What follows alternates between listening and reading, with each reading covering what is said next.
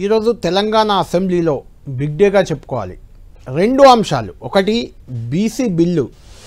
స్థానిక సంస్థల ఎన్నికల్లో బీసీలకు 42% రిజర్వేషన్ పెంచేందుకు ఉద్దేశించిన బిల్లు ఇది. దానిపై అసెంబ్లీలో చర్చ జరుగుతుంది. దానికి ఆమోదం అన్ని పక్షాలు ఆ విషయంలో ఏకాభిప్రాయంతో ఉన్నాయి కాబట్టి దానికి ఆమోదం లభించింది.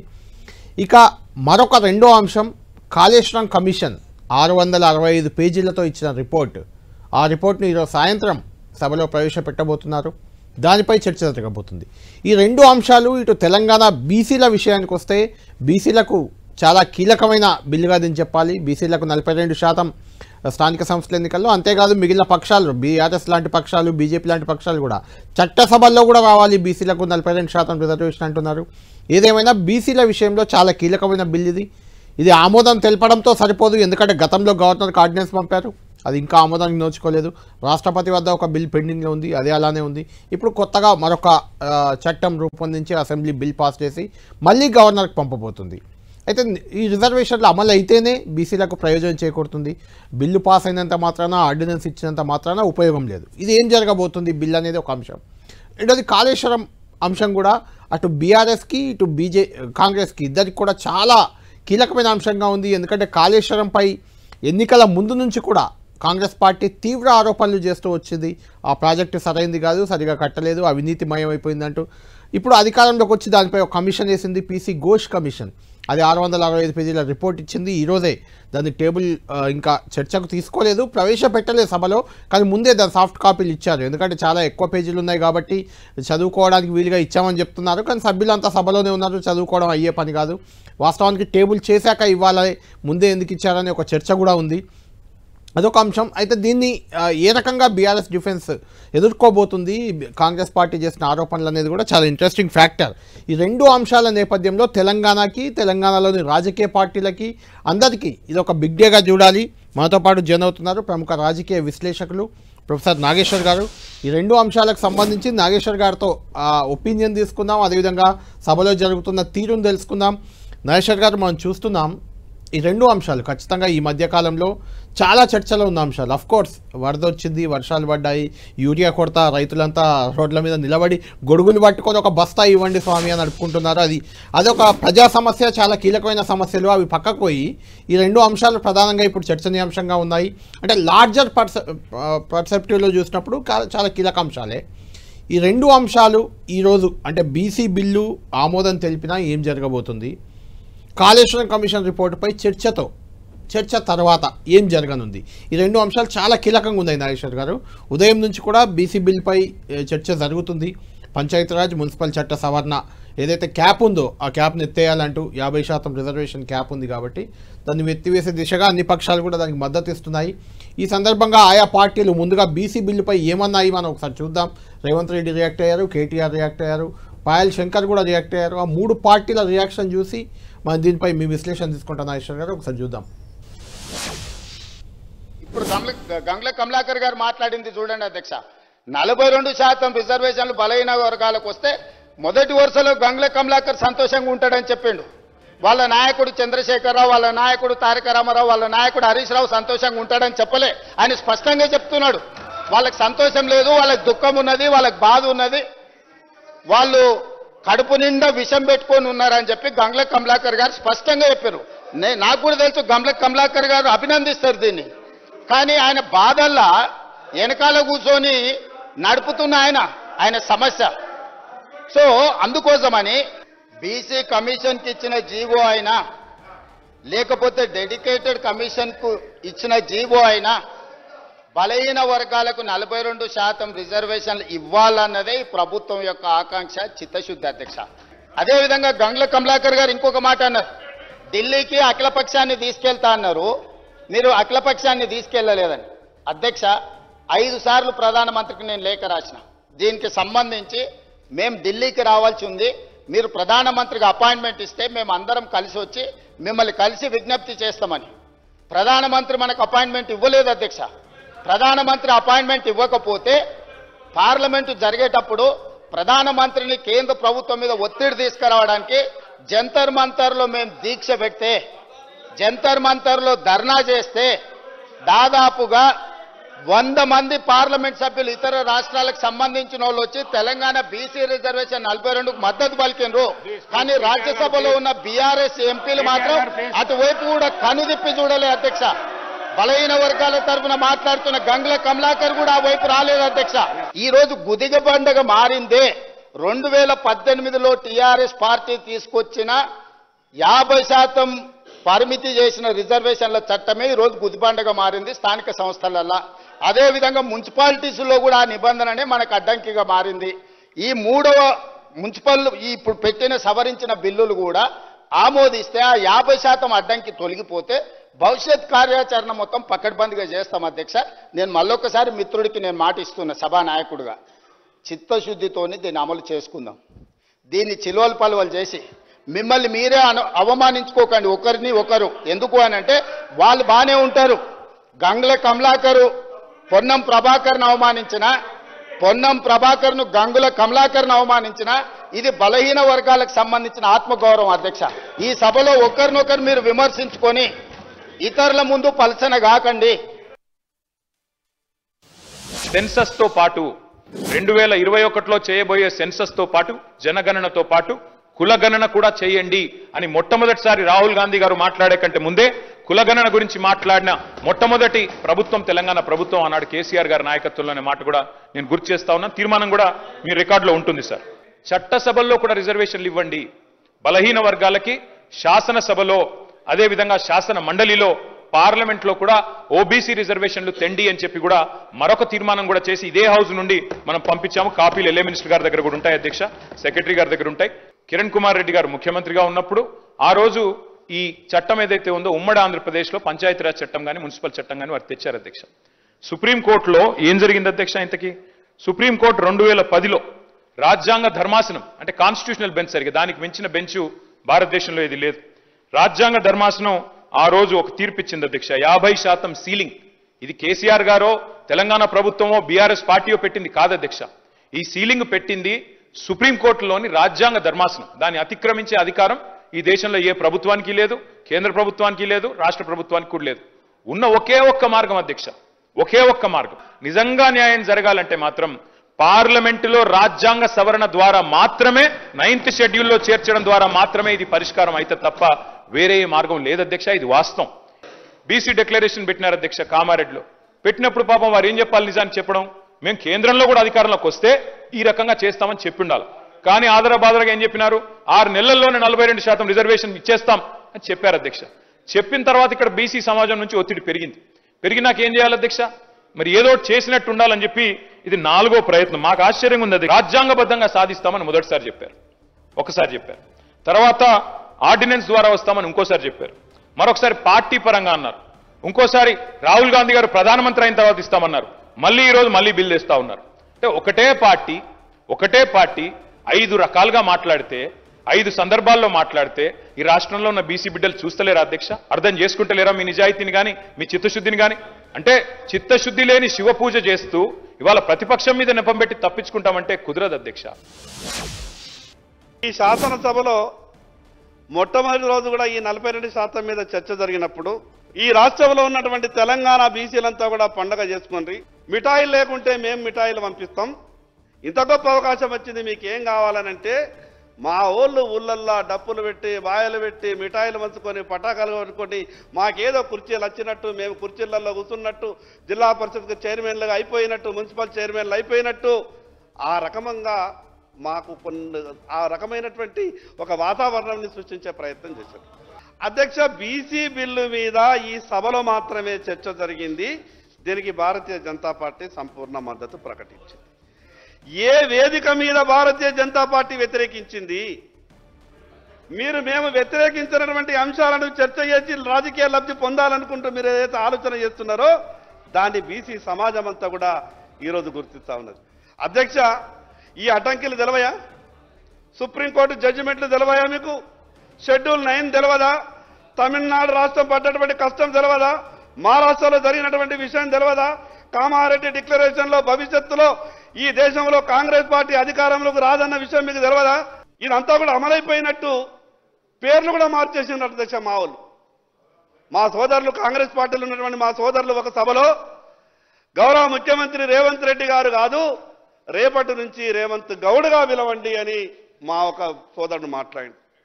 అధ్యక్ష, నేనేమంటున్నా, ఆశల పల్లకిలో ఊరేగిస్తున్నారు, ఆశల పల్లకిలో ఊరేగిస్తున్నారు మనని, ఆ రకంగా ఊహించుకోండి అని అంటున్నారు. ఇంకా మన చేతిలోకి ఏమీ రాలేదు. ఈ మాటల వల్లనే, ఈ చేష్టల వల్లనే ఇవ్వాల్సినటువంటి అధికారంలో ఉన్నటువంటి కుర్చీలలో కూర్చున్నోళ్ళు వాళ్ళ మనసులు కరుగుతలేవు అధ్యక్ష. రైట్, నాగేశ్వర్ గారు విన్నాం. 3 పార్టీల శాసనసభలో ఉన్న ఎమ్మెల్యేలు కీలక నేతలే. రేవంత్ రెడ్డి మాట్లాడింది విన్నాం, కేటీఆర్, పాయల్ శంకర్ అందరూ ఈ బీసీ రిజర్వేషన్లను 42% పెంచాలని ఏకాభిప్రాయంతోనే ఉన్నారు. కానీ అది చేసేది ఎవరు? కేంద్రం చేయాలి, 9th షెడ్యూల్లో పెట్టాలి. అప్పుడు కానీ అది అయ్యే పని కాదు. అయినా ఎందుకు జరుగుతుంది ఈ ఆర్డినెన్స్, ఈ బిల్లు, ఈ చర్చ, ఈ డ్రామా అంత ఎందుకు? అంటే బీసీలను మభ్యపెట్టడానికి వీళ్ళంతా చేస్తున్నారనుకోవాలా, లేకుంటే బీసీల్లో క్రెడిట్ వారి కోసం చేస్తున్నారనుకోవాలా, నిజంగా బీసీలకు రిజర్వేషన్లు పెంచే చిత్తశుద్ధి ఉండి చేస్తున్నారనుకోవాలా? మీ ఒపీనియన్ ఏంటి? ఇప్పుడు అంగట్లో అన్నీ ఉన్న అల్లు నొట్లు శని అన్నట్లు సామెత. అందరూ శాఖాహారులే కానీ చేపల బుట్ట మాయమైంది. అవును, ఇప్పుడు అన్ని పార్టీలు కమిటెడే కానీ అమలు కాదు. మీకు మహిళా రిజర్వేషన్ చట్టం చూసాం కదా, అన్ని పార్టీలు 30 ఏళ్ళు, దేవగౌడ ప్రైమ్ మినిస్టర్ అప్పటి నుంచి మోర్ దెన్ 30 years అనుకూలమే. అవును, కానీ ఇప్పటికీ అది పార్లమెంట్ చట్టం చేసింది కానీ అమలు కాలేదు.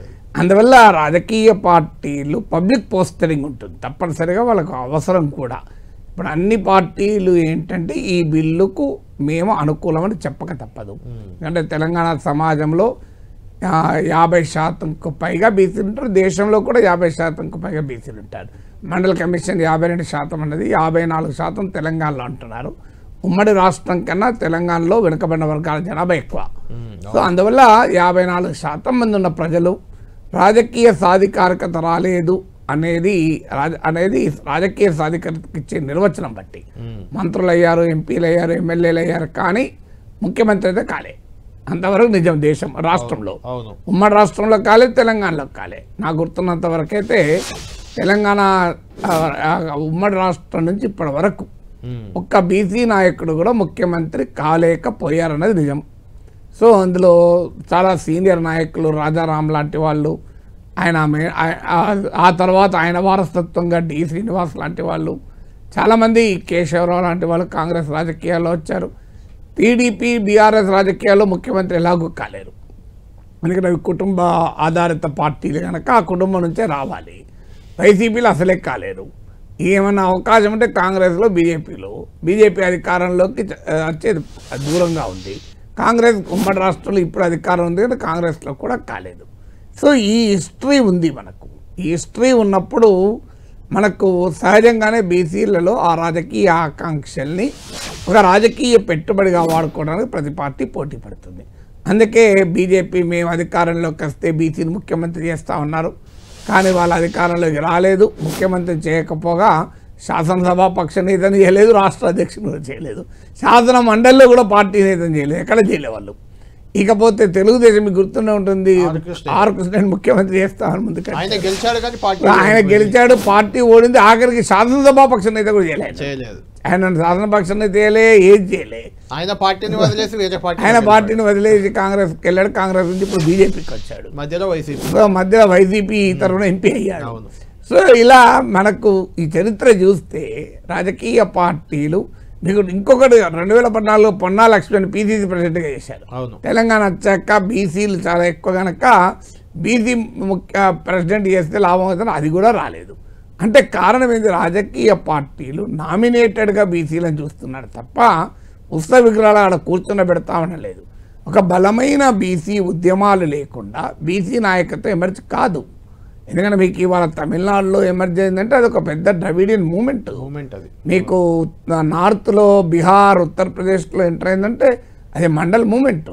కన్షీరా మూమెంట్ లేకుండా మాయావతి సీఎం కాలేదు యూపీ లాంటి రాష్ట్రంలో. అందువల్ల దీనికి ఒక చరిత్ర ఉంటుంది. అలాంటి ఏదీ లేకుండా వీళ్ళు ప్లాస్టిక్ సర్జరీతో బీసీలో రాజకీయ సాధికారికత తెస్తామని ప్రయత్నం చేస్తారు. మేనిఫెస్టోలో పెట్టాం కాబట్టి పెట్టాం. ఇకపోతే తర్వాత ఏంటి? ప్రతి పార్టీ నేను కమిటెడ్, పక్కోడు కమిటెడ్ కాదు. ఇలా ఇప్పుడు కాంగ్రెస్ పార్టీ బిల్లు తెస్తూ ఏమంటున్నాడు సీఎం రేవంత్ రెడ్డి కూడా, సో మీరు ఆ 50% క్యాప్ పెట్టారు. నిన్న పొన్నం ప్రభాకర్ మాట్లాడుతూ కేసీఆర్ ఉరితాడు బిగించారు. అంటే కాంగ్రెస్ నరేటివ్ ఏంటి, మేము 50% బ్రేక్ చేసడానికి రాష్ట్రంలో ప్రయత్నం చేస్తున్నాం, కానీ ఏం చేయాలి, ఆ కేసీఆర్ ఒక గుదిబండ తీసుకొచ్చి పెట్టాడు అని బీఆర్ఎస్ను దోషిగా చూపెట్టాలి అన్నది కాంగ్రెస్ లక్ష్యం. ఆ లక్ష్యం నిజమా అంటే మరి అది నిజంగా కేసీఆర్ పెట్టింది కాదు, అది ఇంతకుముందు కేటీఆర్ ప్రజెంటేషన్లో ఉంది. ఆ 50% పరిమితి పెట్టింది రాజ్యాంగం, సుప్రీంకోర్టు. రాజ్యాంగాన్ని నిర్వచిస్తూ సుప్రీంకోర్టు పెట్టింది. అది 2010 జడ్జిమెంట్ కేటీఆర్ కోర్టు చేశాడు. కానీ అంతకు ముందు కూడా ఇందిరా సాహ్ని జడ్జిమెంట్ అంటే మండల కమిషన్ తీర్పుగా పేరుగాంచిన మండల్ జడ్జిమెంట్గా పేరుగాంచిన ఇందిరా సాహ్ని జడ్జిమెంట్లోనే ఉంది. సో దానికి ఒక కాన్స్టిట్యూషనల్ బేసిస్ ఉంది. 50% రిజర్వేషన్లు ఎందుకు పెడతారన్న దానికి ఒక కాన్స్టిట్యూషనల్ బేసిస్ ఉంది. సో ఆ బేసిస్ను బ్రీచ్ కాకుండా రిజర్వేషన్లు 50% సాధ్యం కాదు. అందువల్ల కాంగ్రెస్ పార్టీ ఒకవైపు ఈ 50% పరిమితి కేసీఆరే పెట్టాడు పంచాయతీ చట్టంలో, దీన్ని మేము మారుస్తున్నాం, ఇప్పుడు 285A సవరణ చేస్తున్నామని కదా, ఏది క్యాప్ ఎత్తివేస్తుంది. మరోవైపు బీజేపీ మోసం చేస్తోంది, పార్లమెంట్లో చట్టం చేస్తానికి స్కోప్ ఉన్న చట్టం చేయడం లేదు. వాస్తవానికి నాగేశ్వర్ గారు మీకు గుర్తుండే ఉంటుంది, కేసీఆర్ హయాంలో కూడా ఇలానే రిజర్వేషన్లు పెంచే ప్రయత్నం జరిగితేనే అప్పుడు కోర్టు ఆదేశించింది, దాంతో అదే స్థాయికి ఆగిపోయారు. అందువల్ల పొలిటికల్ ప్రాసెస్ వేరు, కాన్స్టిట్యూషనల్ ప్రాసెస్ వేరు. కాన్స్టిట్యూషనల్ ప్రాసెస్ లో దీనికి ఒక సిగ్నిఫికెంట్ హర్డిల్ అయితే ఉన్నమాట నిజం. అవును. సో అయితే ఆ హార్డిల్ కు కారణం కేసీఆర్ కాంగ్రెస్ చెప్పొచ్చు, 9th షెడ్యూల్లో పెట్టట్లేదు, బీజేపీ కూడా కార్నర్ చేస్తారు. 9th షెడ్యూల్లో పెట్టడం లేదని బీజేపీని కార్నర్. సో మాకు చిత్తశుద్ధి ఉంది, వీళ్ళు చేయడం లేదు అని. సో వీళ్ళు ఏంటంటే మరి వీళ్ళు ఇప్పుడు కేసీఆర్ చట్టంలో నిజంగానే కదా 50% పరిమితం ఉన్నది కదా, అందుకొరకు వీళ్ళు ఏమంటే మీకే చిత్తశుద్ధి లేదు, ఇది కాదని తెలిసి కూడా పెడుతున్నారు అని బీఆర్ఎస్. బీజేపీ వాళ్ళు ఏంటంటే తెలివిగా ఇక్కడ సపోర్ట్ చేస్తున్నారు, అసెంబ్లీలో పూర్తిగా మద్దతు ఇస్తున్నారు, మా మీద పడకుండా చూడాలి అని మళ్ళీ ప్రయత్నం చేస్తున్నారు. దానికంటే ఒకటి బీజేపీ కొత్తగా ఒకటి లేవనెత్తుంది నాగేశ్వర్ గారు, మీరు అబ్జర్వ్ చేసే ఉంటారు ఈ మధ్య 42% ఎలాగూ కాదు అని తెలిసి పెడుతున్నది కాంగ్రెస్ పార్టీ. వాళ్ళ చేతిలో ఉంది కదా మంత్రివర్గంలో, ముందు 42% ఇవ్వండి పదవులు అని అడుగుతున్నారు. అది వేరే డిబేట్. అది ఇప్పుడు పార్టీగా ఇవ్వడమా, మంత్రివర్గం ఇవ్వడమో, బడ్జెట్లో బీసీలకు ఇవ్వడమో, అది ఆ డిబేట్ జరగాల్సిందే. కానీ ఆ డిబేట్ ఈ డిబేట్తో లింక్ చేయాల్సిన అంశము పూర్తిగా కాదు. ఎస్, ఈ సందర్భంగా చర్చకు వస్తే రాకుండా వస్తుంది, ఎందుకంటే కాంగ్రెస్ కు చిత్తశుద్ధి లేదు అని ఎస్టాబ్లిష్ చేయడం బీజేపీకి బీఆర్ఎస్కి అవసరం కనుక. మీరు గంగుల కమలాకర్, పాయల్ శంకర్ మాట్లాడిన దాంట్లో కూడా మీరు అన్నట్లు బీసీలకు ఎందుకు ఇవ్వలేదు అని, ఆడ ఎమ్మెల్యేలే లేరు కదా, 40 ఎమ్మెల్యేలే 6-7 ఉన్నారు. ఎమ్మెల్యేలు లేనప్పుడు ఎన్నికల మంత్రులు అవుతారు. అందరికి మిగిలిన ఒక్కరిద్దరే మిగిలింది, రాజ్ ఠాగూర్, ఆది శ్రీనివాస్, బీర్లయ్య. శ్రీనివాస్ కూడా విప్పు, బీర్లయ్య విప్పే, ఆది శ్రీనివాస్ విప్పే, దాదాపు క్యాబినెట్ ర్యాంక్ సమానం. అవును. సో అందువల్ల అక్కడ లేరు. ఎందుకు లేరంటే వాస్తవంగా మనకు మూలాన్ని సవరించకుండా పైన సవరిస్తున్నారు, బేస్ సవరించకుండా సూపర్ స్ట్రక్చర్ సవరిస్తున్నారు. బేస్ ఏంటి, బీసీ ఎమ్మెల్యేలే రాలే కదా, ఎమ్మెల్యేలు ఎందుకు రాలేంటే ఎన్నికల్లో గెలవాలంటే మరి విన్నబిలిటీ కదా, డబ్బున్నవాడు కులాధిపత్యం, వర్గాధిపత్యం అన్ని ఉన్నోడే ఎన్నికలు గెలుస్తాడు. సో నీకు ఎన్నికల్లో గెలిచిన వాడే రాజ్యాధికారంలో ఉంటాడు కదా. సో ఇక్కడ మనకు అర్థం కాలేదు 2 ఆప్షన్స్. ఇప్పుడు నెక్స్ట్ ఏమున్నది కాన్స్టిట్యూషనల్గా, ఒక ఆప్షన్ పార్లమెంట్లో రాజ్యాంగ సవరణ తెచ్చి 9th షెడ్యూల్లో పెట్టడం, తమిళనాడు చట్టం అందుకు ఉదాహరణ. కానీ దానిపై కూడా సుప్రీంకోర్టు తర్వాత తీర్పు చెప్పింది. తమిళనాడు చట్టం 9th షెడ్యూల్లో పెట్టాక తీర్పు చెప్పింది. 9th షెడ్యూల్ ఏంటో కూడా మనం ప్రేక్షకులకు చెప్పాలి. 9th షెడ్యూల్ ఏంటంటే రాజ్యాంగంలోని 9వ షెడ్యూల్లో ఏదైనా బిల్లును చేరిస్తే అది న్యాయ సమీక్షకు అతీతం, అంటే ఇది beyond subject of judicial review. దీన్ని రీవిజిట్ చేస్తూ సుప్రీంకోర్టు ఏమన్నదంటే Kesavananda Bharati case 1970s early 70s వచ్చిన తీర్పుది. కేశవానంద భారతి కేసులో జ్యుడిషియల్ రివ్యూను కూడా బేసిక్ స్ట్రక్చర్లో భాగమన్నాం. సో బేసిక్ స్ట్రక్చర్లో భాగమైన జ్యుడిషియల్ రివ్యూ ఉండదని ఎట్లా చెప్తూ ఏ చట్టానికైనా, ఏ షెడ్యూల్ అయినా, ఏ చట్టమైనా న్యాయ సమీక్షకు అతీతంగా ఉండటానికి వీల్లేదు. ఎందుకంటే న్యాయ సమీక్ష బేసిక్ స్ట్రక్చర్లో భాగం. బేసిక్ స్ట్రక్చర్ ఎమెండ్ చేసే అధికారం పార్లమెంట్కు లేదు. సో అందువల్ల ఏమైంది అంటే సుప్రీంకోర్టు ఏమన్నదంటే మీరు ఏ బిల్లునైనా 9th షెడ్యూల్లో చేస్తే అది బేసిక్ స్ట్రక్చర్కి విఘాతం అయితే మేము సమీక్షిస్తామన్నారు. అందువల్ల ఇవాళ 9th షెడ్యూల్లో పెట్టినా దీనికి నిలబడుతుందా, నిలబడడం అనేది అనుమానాస్పదమే. అయినా నిలబడడానికి బీజేపీ ప్రభుత్వం ఎందుకు సహకరిస్తుంది? ఇప్పుడు కాంగ్రెస్ పార్టీ రాష్ట్రంలో క్రెడిట్ కోసం పెడుతున్న BJP బిల్లు సహకరించదు. బీజేపీ ఎందుకు ఆమోదించదు? ఇది కాంగ్రెస్ కూడా తెలుసు. అవును. సో అందువల్ల ఈ మొదటి హర్డిల్ మిగిలే ఉంది. ఆ మొదటి హర్డిల్లో కూడా బీజేపీ ప్రభుత్వం కేంద్రంలో ఉండగా రాష్ట్ర కాంగ్రెస్ ప్రభుత్వం చేస్తున్న దాన్ని అవకాశం అంటే ఎట్లా నాగేశ్వర్ గారు బేసిక్గా అసలు ఇది డిక్లరేషన్ కామారెడ్డి డిక్లరేషన్లో పెట్టడమే కరెక్ట్ కాదు అనేది ఒక వెర్షన్. అంటే కేటీఆర్ కూడా మాట్లాడారు. ఏమనంటే 42% రాష్ట్రంలో అధికారంలోకి వస్తే ఇస్తాం రిజర్వేషన్లను ఎలా చెప్తారు మీరు? కేంద్రంలో వస్తే ఇస్తామంటే నమ్మేవాళ్ళు జనాలు, అలా నమ్మించడానికి ఓట్ల కోసమే చెప్పారు అనేది ఒక క్వశ్చన్. అది కొంతవరకు నిజం, కొంతవరకు నిజం కాదు. కొంతవరకు నిజం ఏంటి అంటే ఇప్పటికి ఎస్టాబ్లిష్ జ్యూరిస్ప్రుడెన్స్ అయితే సుప్రీంకోర్టు అనేక తీర్పుల్లో 50% పరిమితి విధించింది కనుక అది పార్లమెంట్లో చట్టం చేసి ఆ సుప్రీంకోర్టు తీర్పును సవరించాలి. అవును. సవరించిన సుప్రీంకోర్టు మళ్ళీ కొట్టేస్తుందో తెలియదు. National judicial accountability NJAC bill collegium అధికారం ఉండకూడదు, నేషనల్ జ్యుడిషియల్ అపాయింట్మెంట్స్కి వేరే కమిటీ ఉండాలని పార్లమెంట్ చట్టం చేస్తే సుప్రీంకోర్టు కొట్టేసింది.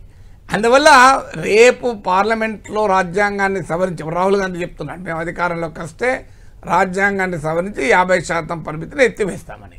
అది అప్పుడు ఆ ఎత్తివేసిన చట్టాన్ని మళ్ళీ సుప్రీంకోర్టు కొట్టేస్తే ఇదొక సవాల్ ఉంటుంది. రెండవది ఏంటి అంటే మీకు ఎప్పుడైనా ఈ సవరించిన 9th షెడ్యూల్లో పెట్టిన దాన్ని మళ్ళీ సుప్రీంకోర్టు సమీక్షించవచ్చు న్యాయ సమీక్షలో భాగం కనుక. అందువల్ల ఆ హర్డిల్ అయితే రెండవ పాసిబిలిటీ ఉంది. ఇక అందరూ మిస్ అవుతున్న పాసిబిలిటీ ఏంటంటే ఇది సుప్రీంకోర్టు కూడా ఈ 50% సీలింగ్ను బ్లాంకెట్ సీలింగ్గా పెట్టలే. దీని ఇందిరా సాహ్ని జడ్జిమెంట్లో కూడా ఏమన్నారంటే special case has to be made out అన్నారు. అంటే ఈ సీలింగ్ను బ్రీచ్ చేస్తానికి స్కోప్ ఉంది, బ్లాంకెట్గా పెట్టలే. అందుకే నేను కేటీఆర్ వాదన పాక్షికంగా నిజం, పాక్షికంగా అబద్ధం అన్నది. నిజమేంటి అన్నది నిజమే, ఎస్టాబ్లిష్ జ్యూరిస్ప్రుడెన్స్ 50% లిమిట్. అబద్ధం ఎందుకు అన్నాను అంటే ఒక వెసులుబాటు ఉంది, special case has to be made out. ఆ స్పెషల్ కేస్ మేడ్ అవుట్ చేస్తానికి ఇప్పుడు ఈ చట్ట సవరణ తెచ్చారు. ఈ చట్టం ద్వారా ఏం చేశారు, ఎక్సెప్షనల్ సర్కమ్స్టాన్సెస్ ఉంది బేస్డ్ ఆన్ ఎంపరికల్ డేటా అని అంటున్నారు. కానీ ఇది కోర్టులో నిలబడుతుందా మళ్ళీ అగైన్ ఏ క్వశ్చన్. ఎందుకు తెలంగాణ మొత్తం ఎక్సెప్షనల్ సర్కమ్స్టాన్సెస్ మీరు ఎట్లా చెప్పగలుగుతారు? అంటే తెలంగాణలో 54% బీసీలు ఉన్నారు కనుక మాదో ప్రత్యేక కేసులు చెప్తే అప్పుడు సుప్రీంకోర్టు అడుగుతుంది, అయ్యా మరి దేశంలో కూడా 52% ఉన్నారు, మరి దేశం అంతా స్పెషల్ కేసు అవుతుంది కదా, దీనికి ఆన్సర్ ఉండాలి కదా. అయితే ఇప్పుడు నాగేశ్వర్ గారు ఇప్పుడు వస్తున్న పాయింట్ ఏంటంటే, ఒకటి సుప్రీంకోర్టు నిర్ణయం, తర్వాత పార్లమెంట్లో చట్ట సవరణ, 9th షెడ్యూల్లో పెట్టడం, ఇవన్నీ ఒక ఎత్తు అయితే ఇప్పటికే గవర్నర్కి ఆర్డినెన్స్ పంపారు ఇదే అంశానికి సంబంధించి. అది ఏమైందో రాష్ట్రపతి దగ్గరికి వెళ్ళింది, అది అక్కడే ఉండిపోయింది. ఇప్పుడు చట్ట సవరణ చేశారు, ఈ బిల్లు కూడా పంపుతారు. ఇది సైన్ అవుద్దా, అది కానప్పుడు ఇది ఎలా అవుద్ది, పాస్ అవుద్ది అనేది ఒక చర్చ. ఆ హర్డిల్ డెఫినెట్గా ఉంది. ఆ హర్డిల్కు ఇప్పుడు ఒక సుప్రీంకోర్టు తీర్పు ఉంది. అప్పటికి ఇప్పటికి ఒక తేడా ఏంటంటే అది మనకు నాకు గుర్తులేదు, ఆర్డినెన్స్ ఇచ్చే కన్నా ముందే తీర్పు ఉన్నట్టున్నది, ముందే ఉంది. సో ముందే ఉంది. సుప్రీంకోర్టు తీర్పు ఏంటంటే కొన్ని బిల్లులకు 1 month, కొన్ని బిల్లులకు 3 months లోపల ఆమోదం చెప్పాలి, చెప్పకపోతే అది ఆమోదించినట్టుగానే భావిస్తారు. ఇప్పుడు తమిళనాడుకు చెందిన 10 బిల్లులను అట్లా ఆమోదించారు. ఈవెన్ గెజిట్ నోటిఫికేషన్ వచ్చింది, గవర్నర్ సంతకం లేకుండా, ప్రెసిడెంట్ సంతకం లేకుండా. దానిపైన సుప్రీంకోర్టుకు రాష్ట్రపతి రెఫరెన్స్ కాన్స్టిట్యూషనల్ క్లారిటీ కొరకు ప్రెసిడెన్షియల్ రెఫరెన్స్ కూడా ఇచ్చింది. దానిపైన ఆల్రెడీ సుప్రీంకోర్టు విచారణ చేపట్టింది కూడా. సో అది ఏం జడ్జిమెంట్ వస్తుందో మనకు తెలియదు. అందువల్ల ఆ జడ్జిమెంట్ కనుక అంతకుముందు సుప్రీంకోర్టు బెంచ్ ఇచ్చిన టైం లిమిట్ జడ్జిమెంట్ను అప్హోల్డ్ చేస్తే ఈ ఆటోమేటిక్గా ఈ బిల్లు 3 నెలల్లో ఆమోదం పొందకపోతే ఆటోమేటిక్గా ఆమోదం. 3 నెలల గడువు లేదు కదా నాగేశ్వర్ గారు, September 30 హైకోర్టు ఇచ్చిన గడువు. పంచాయతీ హైకోర్టు మళ్ళీ అడగచ్చు, అది ఇష్యూ కాదు. ఇప్పుడు హైకోర్టు September 30 వరకు ఇచ్చారు. ఇంకో ఇది ప్రెసిడెన్షియల్, ఇది కోర్టులో ఉంది. ఈ 3 నెలల్లో ఆమోదం పొందే అవకాశం ఉంది కనుక మేము ఆ తర్వాతనే ఇది ఎలక్షన్ పెడతామని హైకోర్టు అడగచ్చు. దట్ ఇస్ లీగల్ వెసులుబాటు. ఇప్పుడు ఇంకొక చర్చ ఏమొస్తుందంటే నాగేశ్వర్ గారు, అధికారంలోకి వచ్చి 20 నెలలు అయింది, ఇదే ప్రాసెస్ ఏదో వచ్చిన 6 నెలలకో 3 నెలలకో స్టార్ట్ చేస్తుంటే ఇప్పటివరకు ఒక కంక్లూజన్ వచ్చేదేమో. హైకోర్టు 30 లోపు ఎన్నికలు పెట్టాలి అన్నాక ఎందుకు పెట్టారు అనేది ఒక చర్చ వస్తుంది. అంటే అదే ఇవన్నీ ఇప్పుడు ప్రాబ్లం అదే. కాంగ్రెస్ పార్టీ అయినా ఏ పార్టీ అయినా హామీ ఇచ్చేటప్పుడు ఒక రకంగా ఉంటుంది ఏ పార్టీ అయినా, దాన్ని అమలు చేయాలన్నప్పుడు రకరకాల ఇష్యూస్ ముందుకు వస్తాయి. అవును, ఇప్పుడు ఒకవేళ దీన్ని కోర్టు కొట్టేస్తే ఇంకా బదనామవుతామా, లేకుండా 42% లోపే పెట్టి ఎలక్షన్ నడిపిద్దామా, లేదా పార్టీ ప్రాతిపదికగా రిజర్వేషన్లు ఇద్దామా, ఈ తర్జన భర్జన అంతా జరిగింది. అందువల్ల స్ట్రైట్ ఫార్వర్డ్ కేసు లేదు కదా. 50% సీలింగ్ కేసీఆర్ పెట్టిన ఉరితాడైతే తెంపిపడేసేవాళ్ళు. కేసీఆర్ ఉరితాడు అని అంటున్నారు కానీ కేసీఆర్ పెట్టగలిగితే రేవంత్ రెడ్డి తెంపడం కష్టం తెంపడం కాదు.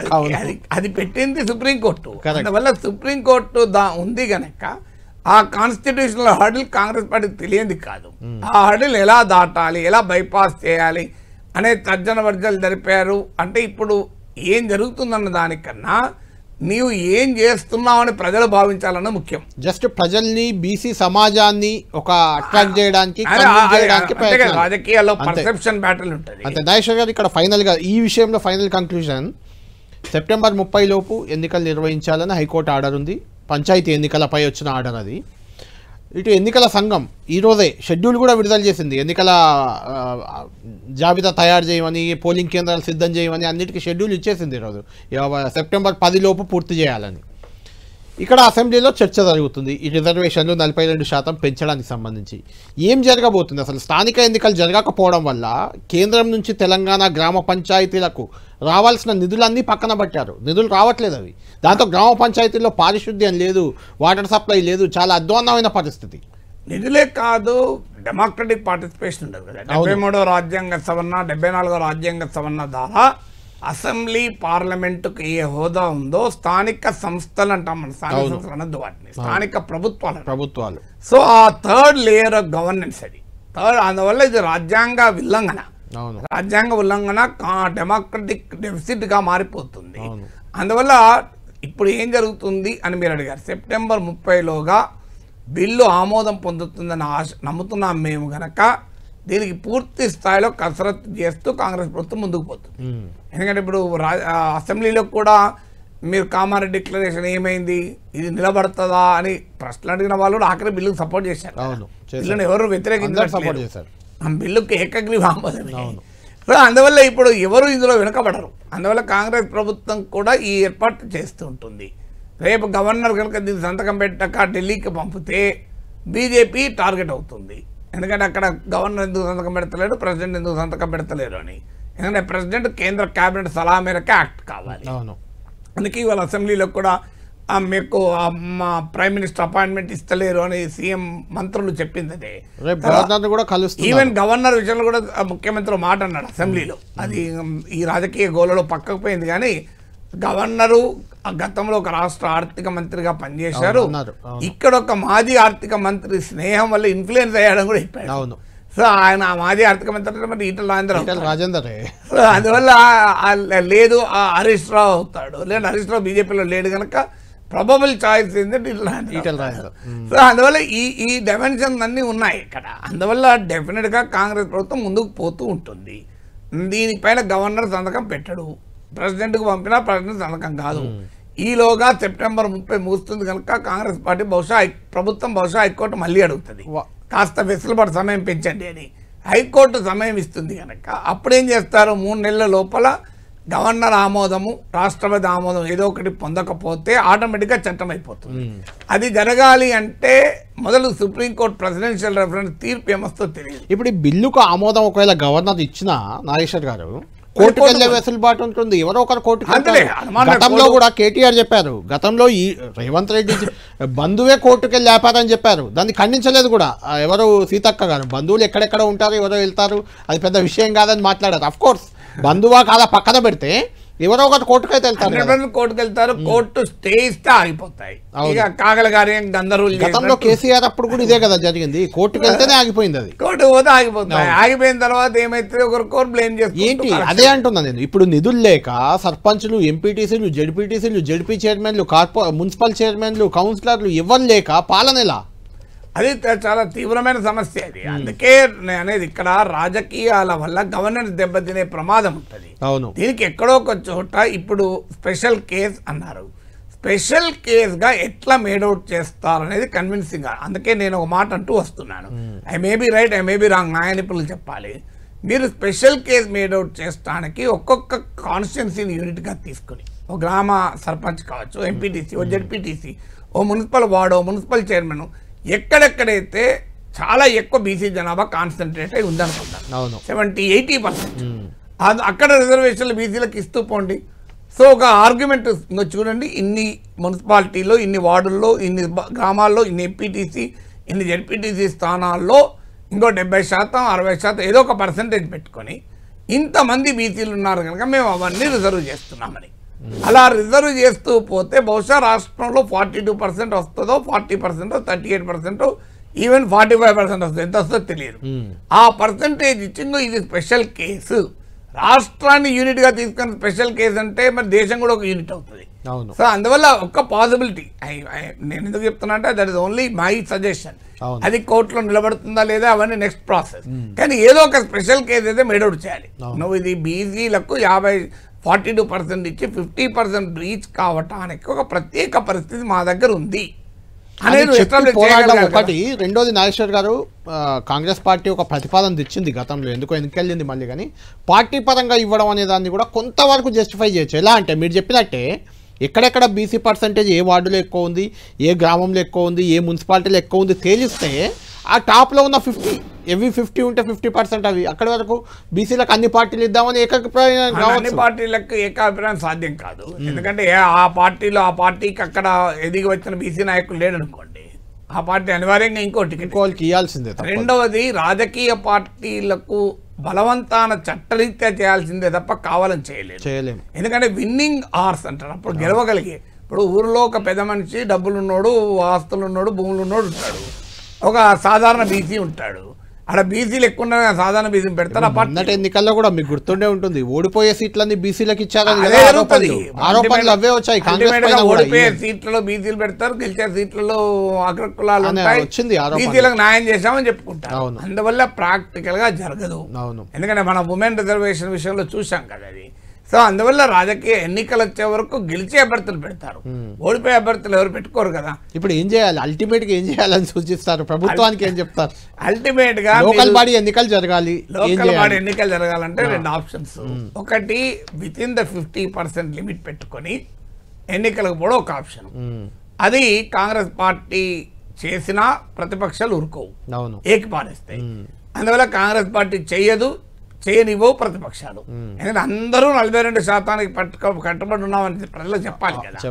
సో అదే అట్లా జరిగితే ఇప్పుడు కాంగ్రెస్ పార్టీ ఒకవేళ ఎందుకు ఈ గోళ అని ఒక బిలో 50% ఉండేలా తగ్గించారనుకోండి, ఉంటాయి కదా అక్కడ ఎస్సీ ఎస్టీ ఆల్రెడీ ఉంటాయి.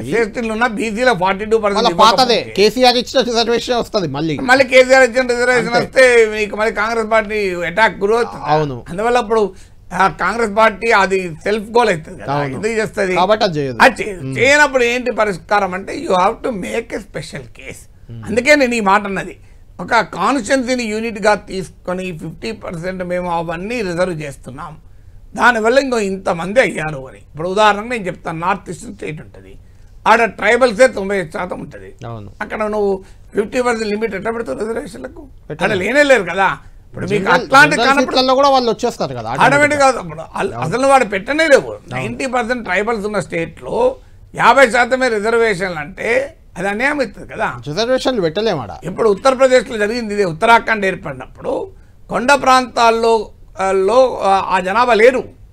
అప్పుడు మీకు ఆ కొండ ప్రాంతాల్లో ఉద్యోగులు కిందోళ్ళు వెళ్ళి తీసుకున్నారు. నాగేశ్వర్ గారు అక్కడ వరకు కాదు, మన దగ్గర కూడా ఎస్సీ ఎస్టీ వార్డుల విభజనలో కొన్ని వార్డుల్లో ఎస్సీలు లేని దగ్గర ఎస్సీ అని, ఎస్టీలు లేని దగ్గర ఎస్టీ అని వచ్చి ఇబ్బందులు అయ్యాయి. ఆ గందరగోళం ఉన్నది. ఇప్పుడు అదే కాకుండా మీకు ఇప్పుడు గిరిజన ప్రాంతాల్లో గిరిజనేతల ఉద్యోగాలు పొందుతున్నారు. అందుకొరకే ప్రత్యేక చట్టం చేసి గిరిజన ప్రాంతాల్లో గిరిజనులే ఉద్యోగాలు ఇవ్వాలని రూల్ ఎందుకు పట్టుకొచ్చారు?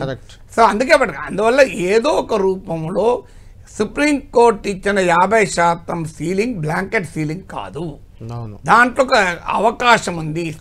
అది టైం టేకింగ్ కదా అని. టైం టేకింగ్ కాదు, అది బిల్లులో కనుక నువ్వు చేర్చగలిగితే స్పెషల్ కేసు అని కోర్టులో ఒప్పుకుంటే సరిపోతుంది. స్పెషల్ కేసు అనే ప్రయత్నం మీరు ఇప్పుడు ఇక్కడ, అందుకే ఆ బిల్లులో వర్డింగ్ అదే ఉంది. నేను బిల్లు మొత్తం మన చేతికి రాలే, అందుబాటులో లేదు, కానీ మీడియాలో వచ్చింది అయితే ఎక్సెప్షనల్ సర్కమ్స్టాన్సెస్ అంటే ఆ ఇందిరాసాని జడ్జిమెంట్ కు లోబడి స్పెషల్ కేసు అని చెప్తున్నారు. బేస్డ్ ఆన్ ఎంపరికల్ డేటా అది ఎలాగ ఉండాలి. కానీ స్పెషల్ కేస్ అనేది కూడా ఒక రాష్ట్రాన్ని యూనిట్ గా తీసుకుంటే జరుగుతుందా అనే నా క్వశ్చన్. అది ఎందుకంటే దేశంలో కూడా 50% బీసీలు ఉన్నారు. దేశంలో ఉంటుంది, కోర్టుకు వెళ్ళే వాళ్ళు కూడా ఉంటారు కాబట్టి కోర్టులో వెళ్ళినప్పుడు ఇది ఈ క్వశ్చన్ మీ రాష్ట్రంలోనే 54% లేరు కదా, అవును. దేశంలో కూడా 52% ఉన్నారు కదా, అవును, correct. మరి ఎట్లా స్పెషల్ కేసు ఎప్పుడంటే ఇంకా చూడు ఈ గ్రామంలో 90% బీసీలే కాబట్టి అది ఏం చేయమంటాం. కాబట్టి అది ఏమవుతుంది అనేది మన విశ్లేషణకు కూడా అందదు, కాలమే సమాధానం చెప్పాలి దానికి. రాజకీయాలే ఈలోగా రాజకీయ వార్ నడుస్తుంది, అంతే. పొలిటికల్ రెటోరిక్ నడుస్తుంది, పొలిటికల్ మైలేజ్ కోసం ప్రయత్నాలు నడుస్తాయి, కాంపిటేటివ్ పొలిటికల్ పాపులిజం అంటారు, రైట్. అది నాకు జరుగుతూ ఉంటుంది. రైట్. మొత్తానికి అసెంబ్లీ మాత్రం ఏకగ్రీవంగా ఈ బిల్లును బీసీ బిల్లును ఆమోదించింది. అటు గవర్నర్ దగ్గర ఆర్డినెన్స్ ఉంది, ఆల్రెడీ రాష్ట్రపతి దగ్గర బిల్లు పెండింగ్లో ఉంది. ఇప్పుడు ఇది కూడా గవర్నర్కి పోతుంది. తర్వాత ఏం జరుగుతుంది, సెప్టెంబర్ 30 లోపు స్థానిక ఎన్నికలు జరుగుతాయా, ఈ బీసీ రిజర్వేషన్లు 42% పెరిగి అమలవుతాయా, ఏం జరుగుతుంది అనేది మాత్రం $1 మిలియన్ ప్రశ్నగా ఉంది. అన్ని పక్షాలు ఎంఐఎం, బీజేపీ, కాంగ్రెస్, బీఆర్ఎస్, వామపక్షాలు అన్నీ ఒప్పుకున్నాయి ఈ బిల్లుకు, ఏకగ్రీవంగా ఆమోదం తెలిపాయి. అయినా ఇది జరుగుతుందా లేదా అర్థం కాని పరిస్థితి.